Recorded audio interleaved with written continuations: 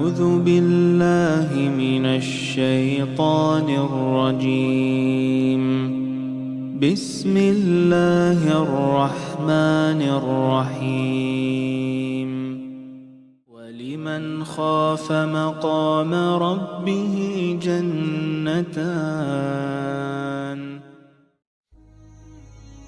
Assalamu alaikum ve rahmetullahi ve berekatuhu süyümlü kızlarım. Ustaz Ali Tantavi'nin Ey Kızım kitabıdan dersimizni davamlaştırırız. Her birimiz yalgan sözleşinin günahlıqını, rastçılıqның yaxşı əməl işgənligini bəkmi yaxşı bilimiz. Ata-ananın haqqını ada qilish və qeyrindaşlıq riştələrini bağlaşның Allah Taala buyurğan vaciblardan ikənligini bilimiz.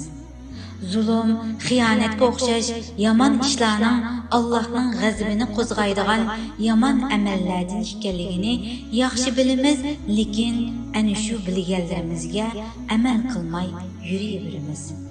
Atam rahmatlik her gün meni boşaşmay iştik o'rningdan sakrab turib ketgan bolam deb bomdod namoziga uyg'otadi. Men bo'lsam o'g'irlik qilib uxlagan bo'lib yetib olatdim yoki biror narsa deb gap qaytirib o'rnimdan turg'ili unamaydim. Oxiri uyg'otishdan zerikib meni o'z holimga tashlab qo'yadi. Mana amdilikda qattiq afsuslanaman. Chunki otamning o'rningdan turg'un o'g'lim degan nasihatiga quloq solmadim. Nasihatni anglab uningga amal qilgan bo'lsam, hayotim butunlay o'zgarib ketgan bo'larmikin deb o'ylayman. Nasihatlariga amal qilgan bo'lsam, diniy va dunyoviy ishlarimda bugungi ahvolimga qaraganda yaxshiroq natijaga erishar bo'lg'oydim. Hazırga kadar her günü bomdod namoziga turmoqchi bo'lganimda otamning "Bolam, namozga darhol o'rningdan turg'in, namoz uyqudan yaxshi" degan so'zlari quloq tibimda pichirlaydi. Arqadan yana la'nati shayton menga yana bir necha minut uxlag'in, namozning vaqti bor, ko'rpi issiq, tala sovuq deydi. Men namozga chaqirg'uchi bilan lazzatga chaqirg'uchi o'tirsida nima qilishimni bilmay qolman. Shu vaqtda namozning savobini o'ylab o'rnimdan turishga tamshilmannu, uyquning lazzati, suning sovuqligini o'ylab bu yoqdan bu yoqqa o'rlayveraman. Ikkisining o'tirsida turg'un uxlaver, tug'in uxlaver so'zining orasida qolman. Ba'zida Allohning rahmati meni o'raydi-da, ittikilib turib ketaman va yoki ba'zida shaytonga aldanib uxlab qolaman. Suyimli qizlarim, mana bu mazmunlarning o'zini muallif o'ziga bir misol tariqasida keltirib, insonlarni bunday ishlardan cheklanishga chaqirish uchun yozgan. Hargizmi bu yerdagi ustozninki o'zida bunday ahvollar hayotida hech ko'rilgan emas. Faqat bu yerda misol uchun yozgan. Men har kuni oz bo'lsa kitob o'qiyman. Her holda 200 betdan ko'proq kitob o'qisammi, uningdagi ma'lumotlar menga hech qanday manfaat qilmaydi. Ya axloqimni o'zgartmaydi, ya adabimni o'zgartmaydi. 10 nechilab yangi kitoblarni o'qish uchun setib olgandim. Lekin o'qishni har kuni ertaga qoldirman. Shunday qilib oradan hatto yillar o'tib ketadi. Ulardan hech birini o'qimayman. Bu ishlar mening hamma ishlarni ertaga qoldirishimga sabab bo'ldi. Shunday qilib oradan yillar o'tib ketdi. Men u kitoblardan hech birini o'qimadim. İşlerimninki bunday bo'lishiga mening ishlarni ertaga qoldirishim sabab bo'ldi. Bu ertaga qoldirish kasalligimiz uzoqdan buyon mol-mulk va boshqa muhim qimmatli ishlarimizni zoya qilib, bizlarni dunyo va dinimizdan ayirib Musulmonlarning dini va'dalarini minut sekundlargacha amal qilish ustiga qurilgan. Masalan, namoz vaqti kirishdan burun 5 minut ilgari namoz o'qigan kishining namozi to'g'ri bo'lmaydi. Ro'zdor kishining iftorni 5 minut ilgari qilishi to'g'ri bo'lmaydi. Arafatda turish vaqti oxirlashgandan keyin Arafatga borgan kishining hajisi to'g'ri bo'lmaydi. Mana bu ibodatlarning hammasi va'dini aniq vaqtda o'rinlash, vaqtga amal qilishni o'rgatish uchun joriy qilingan. Yoz faslida 14 soat to'liq ro'za tutilgan kishi uchun 5 minut baldur iftor qilishning nima ziyni bor deymiz. Bulardagi maqsad bizni intizomga amal qilg'izish va ishlarimizni aniq vaqtda bajarishga odatlantirish ham keyniga surmaslikni o'rgatish.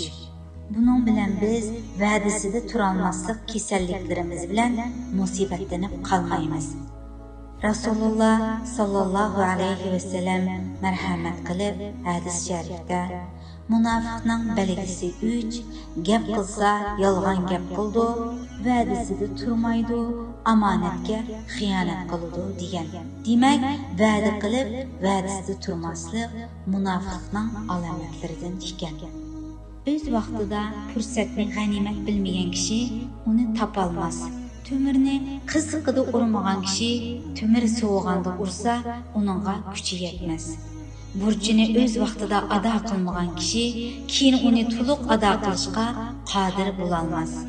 Ey imtihonga tayyorlik qilmoqchi bo'lgan o'quvchi, siz imtihonga tayyorlik qilishni hozirdan boshlang. Ati boshlayman demang, chunki atisi kelganda u vaqt hozirga aylandi. U yana atini aygashtirib keladi. İmtihan kunning oldingizga kelib qolganligini ko'rsiz, imtihonga tayyorlik qilishga ulgurolmaysiz. Yasinish, mehmondorchilik va behuda so'zlar bilan vaqtini o'tkazmay, balki oilasining xizmatlari bilan, oilalarning holidan xabar olib ey ayol, hozirdan boshlab eng muhim ishlaringizni bajaring. Bu dunyo hayotidan keyin oxirat hayotini, o'lim borligini, Allah Taalaning huzurida hisob berish uchun turish va sirat ko'rigidan o'tish, hisob kitobidan keyin yana jannatga yoki do'zaxga kirishning haq ekanligini bilgan inson hozirdan boshlab tövbe qiling. Tövbe qilishni atiga qoldirmang. Chunki atiki kunda taqdiringizga nima kutilganligini bilmaysiz. Her biringlar bugungi ishni atiga qo'yma degan bu hikmatlik so'zni cho'ng qilib yezib, doim ko'rinib turadigan joyga isib qo'yinglar. Kech kunduz uni ko'rib turinglarki, natijada bu xitobga amal qila oladigan bo'linglar. Chunki bu xitob g'alabalarning dasturi, nijot tepishning asosidir. Bugungi ishni atiga qo'ymang. Suyimli qizlarim, Mübarek Ramazan iyi oxirlashish oldida turibdi. Biz Ustoz Ali Tantavining Ey qizim kitobidan faqat bir qism mazmunlarni o'rgangan bo'ldik. O'rganganlarimiz oz bo'lsa-mu, Alloh taolaning shu o'rgangan ilmlarimizni biz uchun manfaatli ilm qilib berishini so'raymiz. Amin. Qizlarim, manfaatli ilmning qanday ilm ekanligini bilamsizlar? Ilmning manfaatli bo'lg'ini u ilmni o'rgangandan keyin bizning amallarimizda, axloqlarimizda o'zgarish bo'lganligi. Ramazondan keyin yangi bir plan bilan, yangi qadam bilan mengishimiz. Alloh taoladan Ramazonda qilgan amallarimizning Allohning dargohida maqbul bo'lishini tilaymiz. Amin. Dinimiz g'ayrib bo'lgan bugungi kunlarda Alloh taolaning sizlar yoshlar orqali dinimizni kuchlantirib berishini so'raymiz. Sizlarga Allohning yo'lida xizmat qiladigan tavranmas iymon, jasorat tilaymiz. Amin. Hammanglarning kelish oldida turgan ro'za yetinglarni muboraklayman.